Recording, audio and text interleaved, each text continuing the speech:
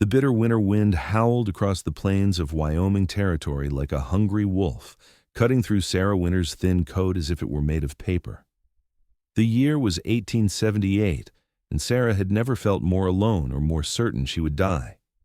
Her horse had gone lame 5 miles back, forcing her to continue on foot toward the promised safety of Cottonwood Creek, a journey that should have taken hours but was now stretching into the night as the temperature plummeted and snow began to fall.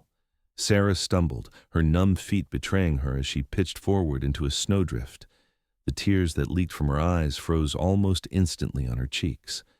22 years of life, and this was how it would end, frozen solid in the middle of nowhere, with no one to mourn her passing, except perhaps her aunt in Boston, who would wonder why her letters suddenly stopped.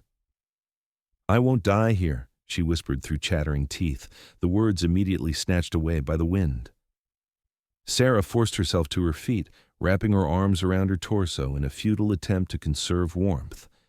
The sun had set nearly an hour ago, and with it had gone any hope of spotting a settlement or homestead in the distance. Just as her strength began to fail her again, Sarah spotted a faint orange glow in the distance, wavering like a mirage. She blinked hard, convinced her mind was playing tricks on her, but the light remained. With renewed determination, she forced her frozen limbs to move toward the beacon. As she drew nearer, the silhouette of a small cabin materialized through the swirling snow. Smoke curled from the chimney, promising warmth within. Sarah's heart leaped with hope as she stumbled the final yards to the door. Her hands were so numb she could barely form them into a fist to knock, but she managed 3 feeble raps before her strength gave out entirely. The door swung open, revealing a tall figure backlit by firelight. "Good Lord!" a deep voice exclaimed. "What in tarnation are you doing out in this storm, miss?" Sarah opened her mouth to respond, but no words came. Her legs buckled beneath her, and she collapsed forward into the stranger's arms. "Easy there," the man said, catching her easily. "I've got you." Through frost-rimmed eyelashes, Sarah caught a glimpse of a weathered face, concerned blue eyes, and the shadow of a day's growth of beard before darkness claimed her. When she regained consciousness, Sarah found herself wrapped in several thick blankets and propped up near a roaring fire. Her outer garments had been removed, but she was still decent in her dress. Her fingers and toes tingled painfully as circulation returned. "You're awake," the same deep voice observed. "Wasn't sure if you'd make it there for a spell." Sarah turned to find a man crouched beside her, offering a steaming cup. He was perhaps 30, with sun-browned skin, eyes as blue as a summer sky, and light brown hair that curled slightly where it touched his collar. He wore a simple flannel shirt and worn denims, the practical attire of a working man. "Thank you," Sarah managed, her voice a hoarse whisper. She tried to take the cup, but her hands shook so violently that hot liquid sloshed over the rim. "Here now," the man said gently, setting the cup aside. "You're still frozen through." Without hesitation, he took both her hands in his much larger ones. His skin was rough with calluses, but wonderfully warm. "Name's Preston McCall. Most folks call me Prez. This here's my place." "Sarah Winters," she replied, unable to stop shaking. "I was traveling to Cottonwood Creek when my horse went lame. I had to leave him behind." Preston frowned, his brow furrowing. "Cottonwood's a good 15 miles from here, miss. You're lucky you found my cabin. Not many folks out this way." He rubbed her hands carefully between his own, working warmth back into her fingers. "What brings a lady like yourself to these parts?" "Teaching position," Sarah managed, as the worst of her shivering began to subside. "I'm to be the new school teacher." Preston's eyebrows lifted slightly. "You don't say?" "Town's been waiting on a new teacher since Miss Holloway ran off with that traveling salesman last spring." A hint of a smile touched his lips, though they weren't expecting anyone until the spring thaw. "The letter said to arrive by January," Sarah explained, beginning to feel sensation return to her extremities. "I didn't anticipate such severe weather." Preston shook his head. "Not from around here, are you? Where do you hail from, Miss Winters?" "Boston," Sarah replied, feeling a twinge of embarrassment at her obvious lack of preparedness. I've never seen snow like this." "Boston," Preston echoed with a low whistle. "That's a mighty long way to come." He released one of her hands to poke at the fire, sending sparks up the chimney. "Well, you're not going anywhere tonight, and likely not tomorrow either if this storm keeps up. You're welcome to stay here until it's safe to travel." Sarah felt a flush rise to her cheeks that had nothing to do with the fire's warmth. "I couldn't impose—" "It's no imposition," Preston cut her off firmly. "It would be a crime to send you back out there. Besides," he added with a wry smile, "what kind of neighbor would I be if I let Cottonwood's new school teacher freeze to death before she even taught her first lesson?" "You're very kind, Mr. McCall," Sarah said softly. "Press," he corrected, "and it's nothing any decent man wouldn't do." He stood up, his tall frame casting a long shadow in the firelight. "Your hands feeling any better?" Sarah looked down at her fingers, noticing the pink returning to replace the alarming blue-white they had been. "Yes, thank you." "Good. Let's see about getting some hot food in you now. Can't have you warming up too fast, but some broth will help." Preston moved to a pot hanging near the fire, ladling steaming liquid into a bowl. "It's just rabbit stew, nothing fancy." As Sarah sipped the rich broth, she took the opportunity to examine her surroundings. The cabin was small but tidy. A single room with the essentials: bed, table, chairs, cooking area. Shelves lined one wall, holding books and provisions. A rifle hung above the door, and various tools of a rancher's trade were neatly arranged on another wall. It was a bachelor's dwelling, but one maintained with care. "Do you live here alone, Mr. Prez?" Sarah asked, the hot stew beginning to work its magic from the inside. Preston nodded. "Just me and my horse. Got a small cattle operation, nothing grand. Started with just a few head 3 years back, building it slow and steady." "No family?" The question slipped out before Sarah could consider its propriety. "None nearby. Parents are long gone, and my brother headed to California some years back." Preston settled into a chair opposite her. "What about you, Miss Winters? Taking a teaching position so far from home suggests you might not have much family yourself." "Just an aunt in Boston," Sarah admitted. "My parents died of influenza when I was 16. Aunt Margaret raised me after that, made sure I got an education. But she remarried last year, and I thought it time I made my own way." "Brave thing to do, heading west on your own." "Or foolish," Sarah countered with a small smile, "considering my current situation." Preston laughed, a warm, rich sound that seemed to fill the small cabin. "Maybe a bit of both. Takes courage and a touch of madness to build a life out here." As they talked, Sarah's violent shivering gradually subsided, though she still felt cold to her core. Preston noticed her continued discomfort. "You're still shaking," he observed with concern. "The fire's as high as I can safely make it." "I'll be fine," Sarah assured him, though her trembling hands belied her words. Without further comment, Preston rose and added another log to the fire, then moved to sit beside her on the floor. With gentle firmness, he took her hands in his again, enveloping them completely. "Your hands are like ice," he murmured, his expression serious.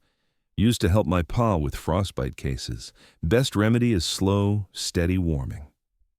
Sarah should have objected to such familiarity from a stranger, but she couldn't summon the will to pull away from the blessed warmth of his touch. Instead, she watched, fascinated, as his large, weathered hands carefully cradled hers. His palms were calloused from hard work, but his touch was unexpectedly gentle.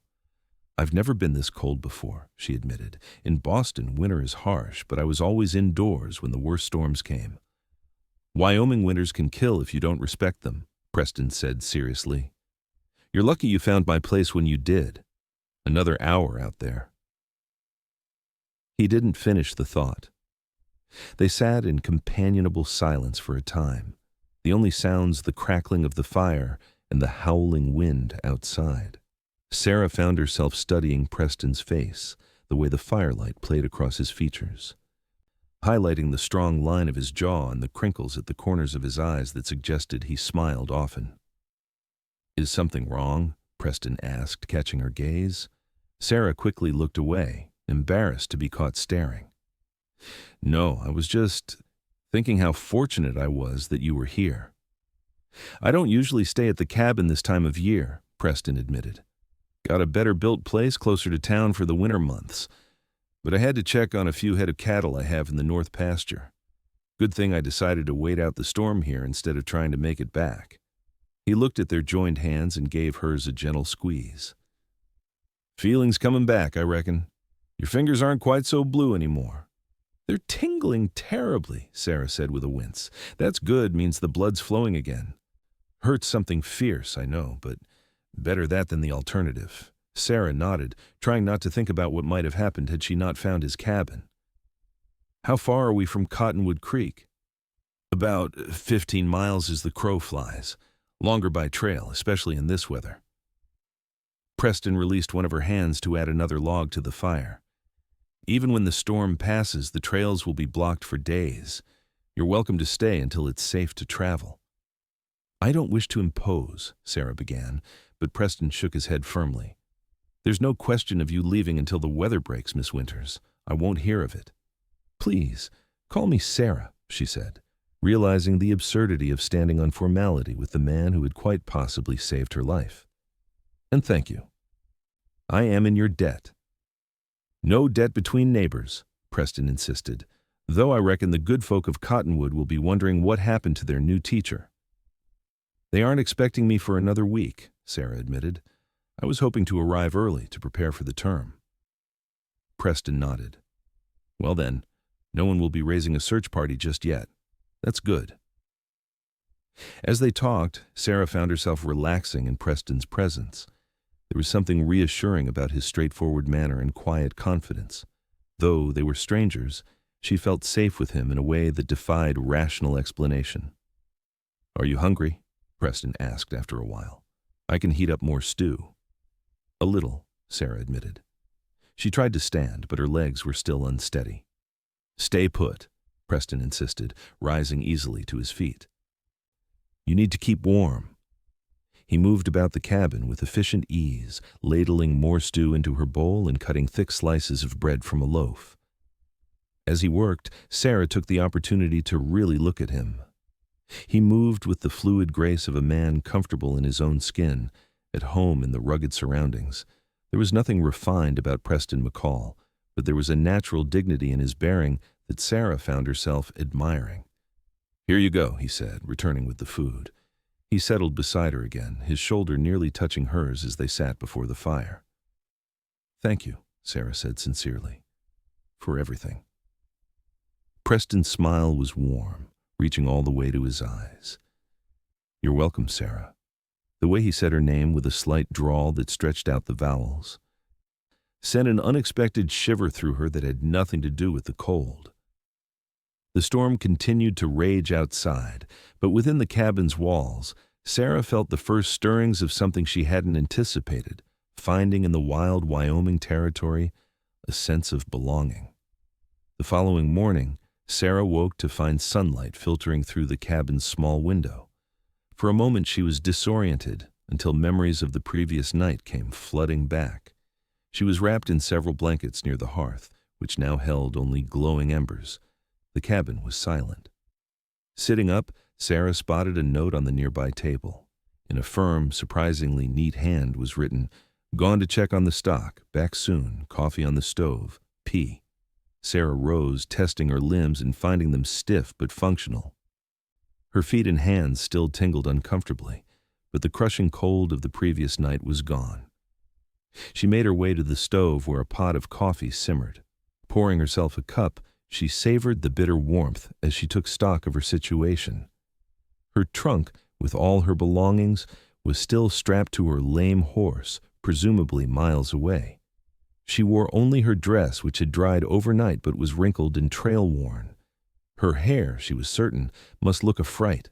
The propriety she'd been raised with screamed at the impropriety of her situation alone in a man's cabin with no chaperone and no immediate prospect of departure. Yet what choice did she have? The alternative had been death in the snow. The door opened, bringing with it a blast of cold air, and Preston McCall, dusted with snow and looking invigorated by the morning chill. "You're up," he said, stamping snow from his boots. "How are you feeling?" "Much improved, thank you," Sarah replied, suddenly self-conscious of her appearance. "The coffee is wonderful." Preston hung his coat on a peg by the door and crossed to the stove. "Storm's let up, but there's a good 1.5 feet of snow out there. Trails won't be passable for several days, I'm afraid." "Oh," Sarah said, uncertain how to respond. The prospect of several days alone with this stranger should have alarmed her, but strangely it did not. "I was thinking," Preston continued, pouring himself coffee, "we ought to try and find your horse if we can. Your belongings will be with him, I reckon." "Yes, everything I own is in my trunk," Sarah confirmed, "but my horse was lame. I doubt he could have traveled far." "Animals have good instincts. If he found shelter, he might have survived the night." Preston took a sip of his coffee. "I'll saddle up after breakfast and see if I can track him." "I should come with you," Sarah said immediately. "I can't ask you to go alone." Preston shook his head firmly. "It's too dangerous. The temperature's still well below freezing, and you're not equipped for this weather. Besides, you're still recovering from last night." "But—" "No arguments, Miss Winters," Preston said, his tone gentle but brooking no opposition. "I know these hills. I'll find your horse if he can be found." Sarah wanted to protest further, but knew he was right. She had no proper winter clothing, and her near-death experience the previous night was still fresh in her memory. "Very well," she conceded, "but please be careful." Preston's expression softened. "I will. Now let's get some breakfast in you." He prepared a simple meal of bacon and cornbread, which they ate in comfortable silence. Sarah was struck by how at ease she felt in his presence, despite the unusual circumstances of their acquaintance. After breakfast, Preston bundled up in his heavy coat, gloves, and hat. "I should be back by midday," he told her. "There's plenty of firewood stacked by the door, and more food in the pantry. Make yourself at home." "Thank you," Sarah said, accompanying him to the door. "I hope you find butterscotch." "Butterscotch?" Preston repeated with a raised eyebrow. Sarah felt herself blush. "My horse. He's a palomino with a white blaze." Preston's lips twitched with amusement. "I'll keep an eye out for butterscotch." Then, after he departed, Sarah busied herself tidying up the cabin. It was already remarkably neat for a bachelor's dwelling, but the activity helped keep her mind off worries about her horse and her uncertain future. She found herself drawn to the bookshelf, surprised by the varied collection. Alongside practical manuals on cattle raising and farming were volumes of poetry, history, and even a few novels. Sarah ran her fingers along the spines, pausing at a well-worn copy of Tennyson's poems. Opening it, she found an inscription. "To Preston, may these words bring you comfort in lonely hours. With love, Mother. Christmas 1868. The personal note made Sarah feel as though she were intruding on something private. She carefully replaced the book and continued her exploration of the cabin. By midday, Preston had not returned, and Sarah began to worry. The temperature outside remained bitterly cold, and the sun, though bright, provided little warmth. She kept the fire stoked and occasionally peered out the window, searching for any sign of his return. It was mid-afternoon when she finally heard the crunch of snow outside. Rushing to the door, Sarah was overjoyed to see Preston leading his own horse, and, behind them, a familiar palomino. "Butterscotch!" she exclaimed, hurrying out onto the porch, heedless of the cold. "Easy there," Preston cautioned, but he was smiling. "Don't want you catching your death after all the trouble I went to finding this fellow." Butterscotch looked weary but unharmed, and miracle of miracles, Sarah's trunk was still securely strapped to his back. "How did you find him?" Sarah asked, barely resisting the urge to hug Preston in her relief. "Found shelter in a stand of pines about 4 miles back," Preston explained, leading both horses toward a small barn that Sarah hadn't noticed before. "Smart animal. His leg seems better just a stone bruise, I reckon. He was favoring it still, but able to walk." "Thank you," Sarah said fervently. "I don't know how I'll ever repay your kindness." Preston waved away her thanks. Let me get these animals settled, and I'll bring your trunk in." While Preston tended to the horses, Sarah returned to the warmth of the cabin, her heart lighter knowing her possessions and, more importantly, Butterscotch were safe. The trunk contained everything she owned in the world, including the teaching materials she had carefully prepared for her new position. When Preston returned, hauling the heavy trunk as if it weighed nothing, Sarah had prepared fresh coffee and warmed the last of the morning's cornbread. "I thought you might be hungry," she said, gesturing to the simple offering. "I am indeed," Preston admitted, setting the trunk down. "Found your horse, but lost the feeling in my toes in the bargain." Sarah immediately pulled out a chair for him near the fire. "Please, sit. Warm yourself." As Preston removed his snow-covered outer garments, Sarah poured him coffee and prepared a plate. "You don't need to wait on me," he protested, but there was appreciation in his eyes. "It's the least I can do," Sarah insisted. "You've been more than kind." They settled into a comfortable routine over the next few days.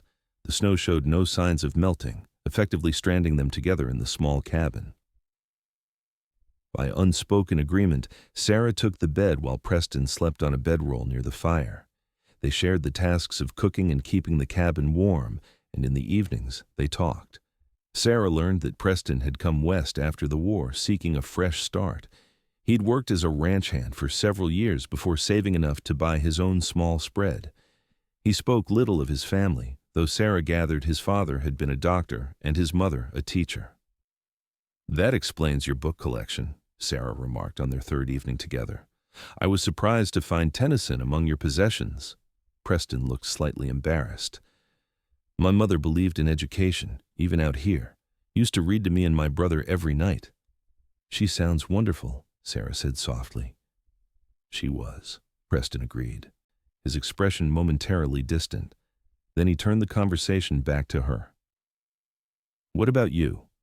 What made a Boston lady decide to teach in a place like Cottonwood Creek?" Sarah considered the question. "I wanted something different," she said finally. "In Boston, everything was prescribed. Who I should be, how I should live. After my parents died and Aunt Margaret remarried, there was pressure for me to find a suitable husband." "And that didn't appeal?" Preston asked, his blue eyes intent on her face. "The men I met were—" Sarah searched for the right words. They wanted a certain kind of wife, someone decorative, accomplished in the right ways, but not too independent in thought. Preston nodded slowly. "And you're not that kind of woman." It wasn't a question, but Sarah answered anyway. "No, I'm not. I want to be useful. To make a difference. Teaching seemed the best way to do that." "Cottonwood's lucky to have you then," Preston said sincerely. "Those children will benefit from a teacher with conviction." Sarah felt herself blush under his approving gaze. "If I ever make it to Cottonwood," she said lightly, "at this rate, spring might arrive before the snow melts enough for travel." "It won't be that long," Preston assured her. "Another few days at most. The sun's getting stronger." Sarah was surprised to realize she felt a pang of disappointment at the thought of leaving. These days of enforced proximity had created a bond between them that she hadn't anticipated. On the morning of the fourth day, Preston announced that the trail to town was likely passable. "We could try for Cottonwood today," he said over breakfast. "It'll be slow going, but I think we can make it before nightfall." Sarah nodded, trying to hide her mixed feelings. "That would be best. I'm sure they're wondering what's become of me." "I'll saddle the horses after breakfast," Preston said, his own expression unreadable. "It's still cold out, but I have a spare coat you can wear over yours. It'll be too big, but it'll keep you warm." "Thank you," Sarah said, suddenly finding it hard to meet his eyes. "For everything." The journey to Cottonwood Creek was indeed slow and difficult. The trail was partially blocked in places, requiring detours. Preston led the way, occasionally reaching back to steady Sarah when the going got rough. By mid-afternoon, they crested a rise and the small town came into view in the valley below. "There it is," Preston said, reining in his horse. "Cottonwood Creek. Not much to look at compared to Boston, I expect." Sarah surveyed the collection of buildings spread along what appeared to be a single main street. A church spire rose above the other structures, and smoke curled from numerous chimneys. It was indeed small compared to Boston, but in that moment it looked like a haven. "It's perfect," she said sincerely. Preston gave her a sideways glance. "You might want to reserve judgment until you've spent more than 5 minutes there." Sarah laughed, a sound that seemed to please Preston, judging by his smile. They rode into town just as the sun was beginning to set. Their arrival drew curious looks from the few people braving the cold to move between buildings. Preston led them directly to a 2-story building with a sign proclaiming it Miller's Boarding House. "Mrs. Miller runs the cleanest establishment in town," Preston explained as he helped Sarah dismount. "The school board arranged for you to board here, I believe." "Yes, that's right," Sarah confirmed, stretching her stiff legs. "How did you know?" "Small town," Preston said with a shrug. "Not much happens that everybody doesn't know about." Before Sarah could respond, the door to the boarding house flew open, and a plump, gray-haired woman hurried out, wrapping a shawl around her shoulders against the cold. "Preston McCall, is that you?" she called. "And you must be our new teacher. Land sakes, we were beginning to wonder if you'd been caught in that terrible storm." "Mrs. Miller," Preston greeted with a tip of his hat. "This is Miss Sarah Winters. She was indeed caught in the storm, but fortunately found her way to my cabin." Mrs. Miller's eyes widened momentarily, but to her credit, she recovered quickly. "Well, thank goodness for that. Come in, come in. You must be frozen through. I've kept your room ready, Miss Winters, though we weren't expecting you for days yet with the trails in such condition." As Mrs. Miller ushered them inside, chattering about the storm and the town's relief that the new teacher had arrived safely, Sarah glanced back at Preston, who was following with her trunk. Their eyes met briefly, and Sarah felt a now familiar warmth that had nothing to do with the heat of the boarding house. The next few days passed in a whirl of activity as Sarah settled into life in Cottonwood Creek. The school board chairman, Mr. Perkins, showed her the small schoolhouse and introduced her to several prominent families. The school term would begin the following Monday, giving her just enough time to prepare. Sarah saw little of Preston during this time. She learned from town gossip that his ranch was several miles outside of town, and he rarely came in except for supplies or occasional social gatherings.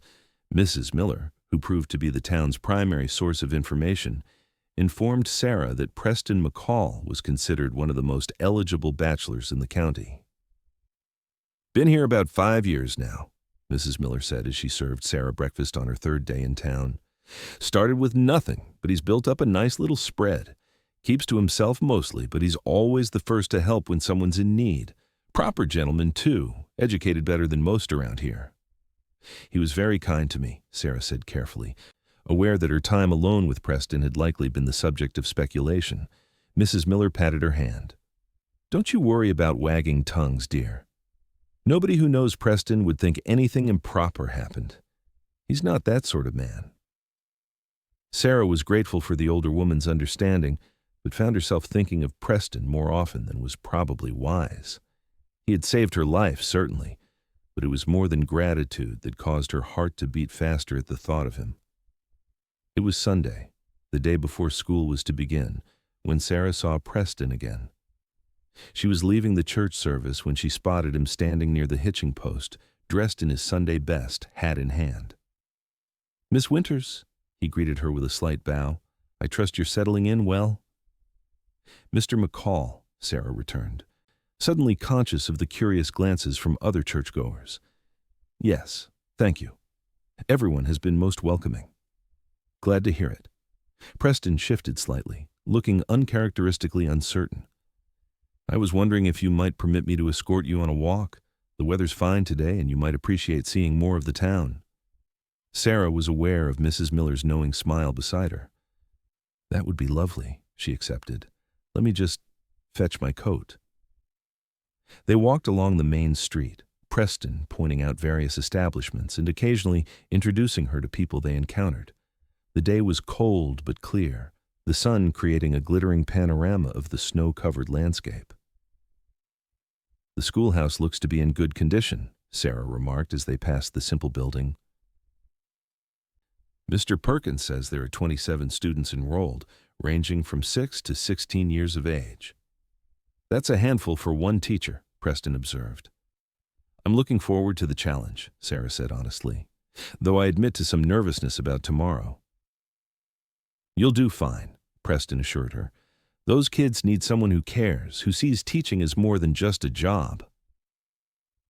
They continued walking until they reached the edge of town, where the valley opened up to reveal the distant mountains, blue and majestic against the sky.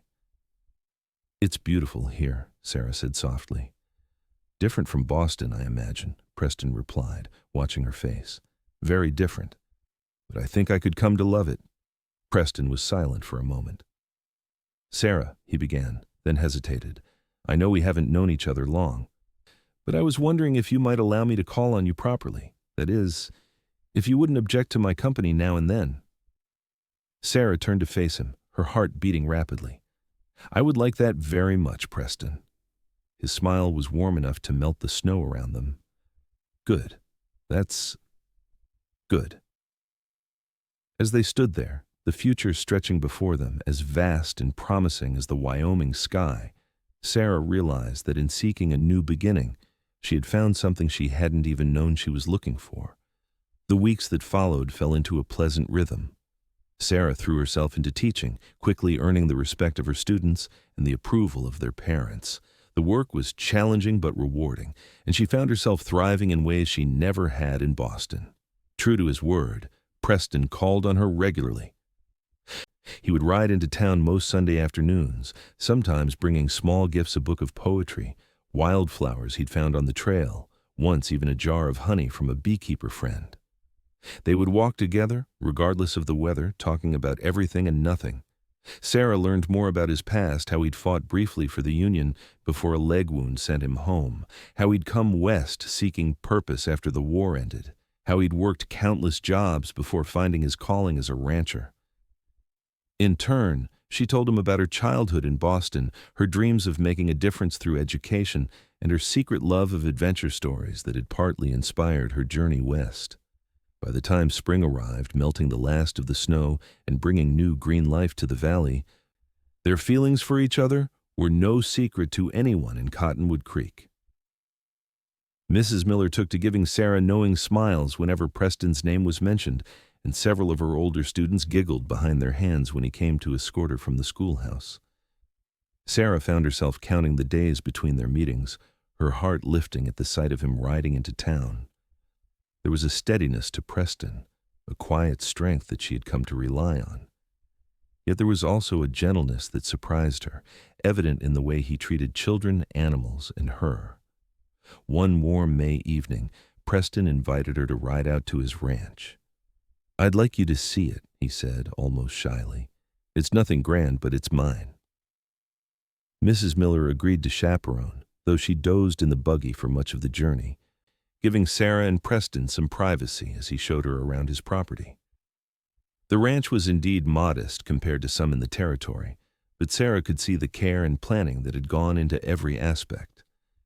The main house was larger than his winter cabin, solidly built with a wide porch and actual glass windows. Nearby stood a barn, corral, and bunkhouse where his two hired hands lived. "It's wonderful, Preston," Sarah said sincerely as they stood on the porch, looking out over the pastures where cattle grazed. "You've built something real here." "It's still growing," Preston said, a note of pride in his voice. "Got 30 head now, and I'm hoping to double that by next year. The land to the south is for sale, good grazing land with a year-round spring. If I can manage to buy it." He trailed off, looking slightly embarrassed by his ambition. "You'll do it," Sarah said with conviction. "I've never met anyone more determined." Preston turned to face her, his expression suddenly serious. "Sarah, there's something I've been wanting to ask you." Sarah's heart began to race. "Yes?" "The school term ends next month," he said carefully. "Will you be returning to Boston then?" The question caught her by surprise. No, my contract is for a full year, and I've already told the school board I'd like to continue beyond that if they'll have me." Relief washed over Preston's face. "I'm glad to hear it." "Did you think I would leave?" Sarah asked, genuinely puzzled. Preston leaned against the porch railing, his gaze moving to the distant mountains. "I know Cottonwood Creek isn't much compared to what you're used to. No theaters or fancy restaurants. The winters are brutal, and the summers aren't much easier. It's a hard place to make a life." "It's not so hard," Sarah said softly, moving to stand beside him. "Not when you find the right reasons to stay." Preston looked at her then, his blue eyes intent. "And have you? Found reasons to stay?" Sarah met his gaze steadily. "I believe I have." The moment stretched between them, filled with unspoken possibilities. Then, from the buggy where Mrs. Miller was supposedly napping, came an exaggerated cough.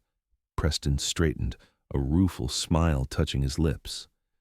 "I should get you back to town before your chaperone decides I'm being improper." "Yes, I suppose we should go," Sarah agreed, though she was reluctant to leave the peaceful ranch. As Preston helped her into the buggy, his hand lingered on hers a moment longer than necessary. "I'll be in town for the Founders' Day dance next Saturday," he said. "Would you save me a waltz?" "I'll save you every dance," Sarah replied before she could stop herself. Preston's smile was all the answer she needed. The Founders' Day dance was the social event of the season in Cottonwood Creek.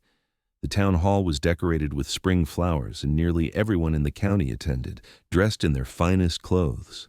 Sarah wore her best dress, a blue silk that brought out the color of her eyes, and spent an uncharacteristic amount of time arranging her hair.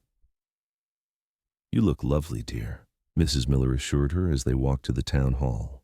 "Preston McCall won't know what hit him." Sarah blushed but didn't deny her intentions. Over the months since her arrival, her feelings for Preston had deepened into something she could no longer ignore. Whether he shared the depth of her feelings remained to be seen, but tonight she was determined to find out. The dance was already in full swing when they arrived. A small band played lively tunes, and couples whirled around the floor while others chatted in groups along the walls. Sarah spotted Preston immediately. He stood a head taller than most men in the room, and his Sunday suit fit his broad shoulders perfectly. When he saw her, he excused himself from the conversation he was having and made his way directly to her side. "Miss Winters," he greeted her formally, but his eyes said much more. "You look beautiful tonight." "Thank you, Mr. McCall," Sarah returned, equally formal. "You're looking quite handsome yourself." "Would you do me the honor of this dance?" he asked, extending his hand. "I would be delighted," Sarah replied, placing her gloved hand in his. As Preston led her onto the dance floor, Sarah was acutely aware of the eyes following them. Their attachment was no secret, but this public display confirmed what many had suspected. Preston's hand at her waist was proper but possessive as he guided her through the steps of the waltz. "Everyone's watching us," Sarah murmured, though she found she didn't mind. "Let them watch," Preston replied, his eyes never leaving her face. "I'm the envy of every man here tonight." They danced several numbers together, separating only when propriety demanded Sarah dance with other partners. Each time, Preston's eyes followed her, and she found herself returning to his side between dances as if drawn by an invisible force. Late in the evening, as the celebration began to wind down, Preston asked if she would step outside for some air. "It's rather warm in here," he explained, though Sarah suspected he had other reasons for seeking privacy. The night was clear and cool, the stars brilliant overhead in a way they never seemed to be in Boston. They walked a little way from the town hall, still within sight of the open doors, but far enough away for private conversation. "Did you enjoy the dance?" Preston asked, his voice oddly formal. "Very much," Sarah replied, "though I particularly enjoyed my dancing partner." Preston smiled at that, some of the tension leaving his shoulders. "Sarah," he began, "there's something I've been wanting to tell you to ask you for some time now." Sarah's heart began to race. "Yes?" "When you came to Wyoming, I reckon you were looking for a new start, a place to make your own way," Preston said carefully. "I admire that about you, your courage, your independence. The last thing I want is to stand in the way of what you came here to do." "You haven't," Sarah assured him, puzzled by his approach. but I find myself hoping that maybe your plans might have room for something more." Preston took a deep breath and took both her hands in his.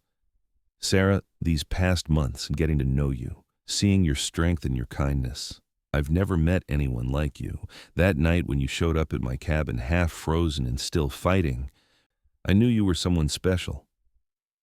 Sarah felt tears pricking at her eyes, but she remained silent, letting him continue. "What I'm trying to say, not very eloquently," Preston went on, "is that I love you, Sarah Winters. I love your determination and your spirit. I love the way you care about your students, the way you throw yourself into everything you do. I love the person I am when I'm with you." He squeezed her hands gently.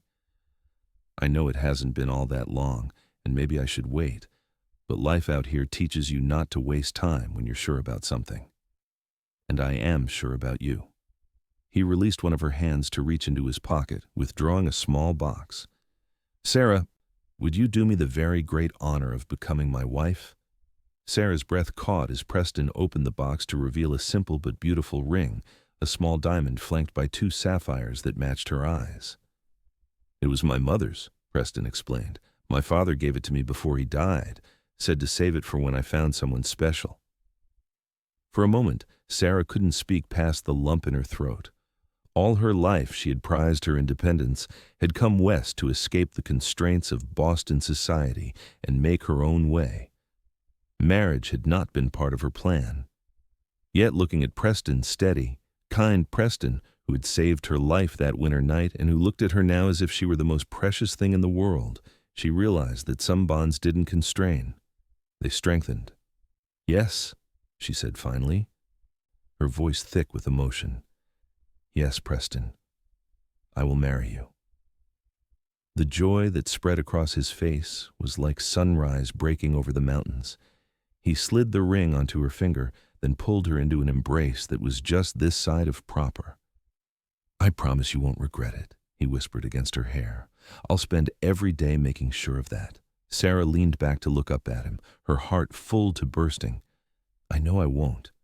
I love you, Preston McCall." Their first kiss was gentle and sweet, a promise of all that was to come. Around them, the Wyoming night was silent except for the distant music from the dance and the sound of their hearts beating as one. They were married that August in the small church in Cottonwood Creek, with seemingly the entire county in attendance. The school board had enthusiastically given Sarah permission to continue teaching after her marriage teachers were too scarce in the territory to lose one over something as trivial as marital status. They made their home at Preston's ranch, rising before dawn each day so Preston could see to his cattle and Sarah could ride into town to teach. The days were long and often difficult, but they faced each challenge together. Their first winter as a married couple brought back memories of their initial meeting. As the first snow fell, Preston built a roaring fire in their hearth and took Sarah's hands in his, a mischievous smile playing on his lips. "Remember the night we met?" he asked, rubbing her fingers gently. "You couldn't stop shaking from the cold. And you lit a fire and held my hands until they warmed," Sarah finished, returning his smile. "How could I forget? It was the night that changed everything." "Best night of my life," Preston said seriously, pulling her close. "The night I found the woman I'd been waiting for without even knowing it."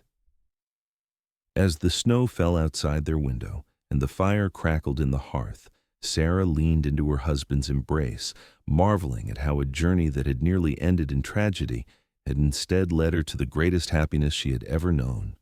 The years that followed brought challenges and joys in equal measure. The ranch prospered under Preston's careful management. Sarah continued teaching, eventually overseeing the construction of a larger schoolhouse as the town grew. They weathered drought, harsh winters, and economic hardships that tested their resolve, but never their love for each other. Their family grew as well. First came William, named for Preston's father, a serious boy with his mother's thoughtful nature. 2 years later, Emma arrived, inheriting her father's blue eyes and her mother's determination.